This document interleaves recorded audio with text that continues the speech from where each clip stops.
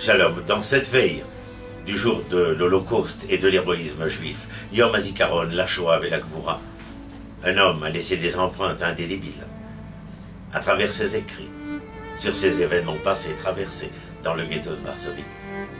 Si vous permettez, je vous y emmène. Arav Kalonimos Shapira, Admour Mipiachesna, a écrit entre 1940 et 1942. Je vous emmène en cette fin d'année 1942, à quelques mois de la révolte, alors que les rafles ont déjà commencé. Écoutons-le ensemble.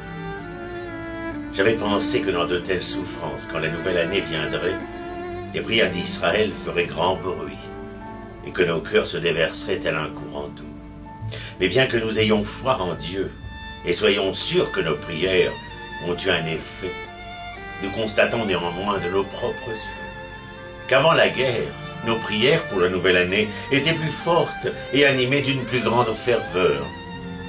Nous y déversions nos cœurs bien davantage que ce fut le cas cette année. Oh, la raison en est simple. C'est à cause de la faiblesse des corps d'Israël.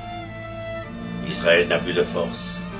Mais même en tenant compte de cela, nous constatons que nos prières tant pour la nouvelle année que pour le Shabbat de la repentance, Shabbat Teshuvah, ne se font pas avec la même crainte et le même enthousiasme que jadis. Maintenant que j'écris cela, je peux ajouter que d'autres personnes m'ont dit et entretenu de la même chose. Quelles en sont les raisons? Une première raison se réfère à ce que dit le roi David. Quand j'ai prié, que ma prière a été entendue, mon âme s'est élargie et a retrouvé ses forces.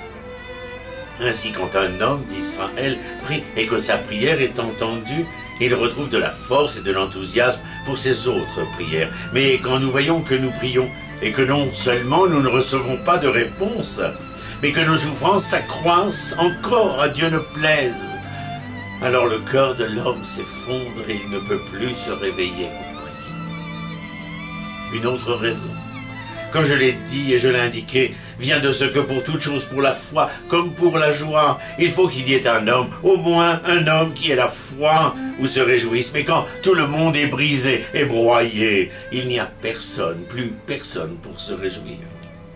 Ainsi, pour ce qui concerne la ferveur dans la prière, chacun d'entre nous étant à terre, prostré, broyé, il n'y a personne pour dire la prière avec ferveur. Mais le roi David a dit: Mima'amakim karatira, des profondeurs je t'ai appelé, Éternel.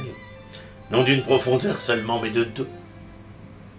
Car je t'ai appelé en tombant dans la première des profondeurs, et non seulement je n'ai pas reçu de réponse et je n'ai pas été sauvé, mais je suis tombé dans une seconde profondeur.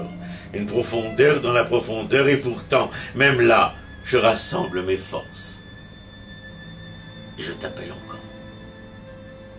Kalonimos Shapira, Admour Mipiachesna, octobre 1942.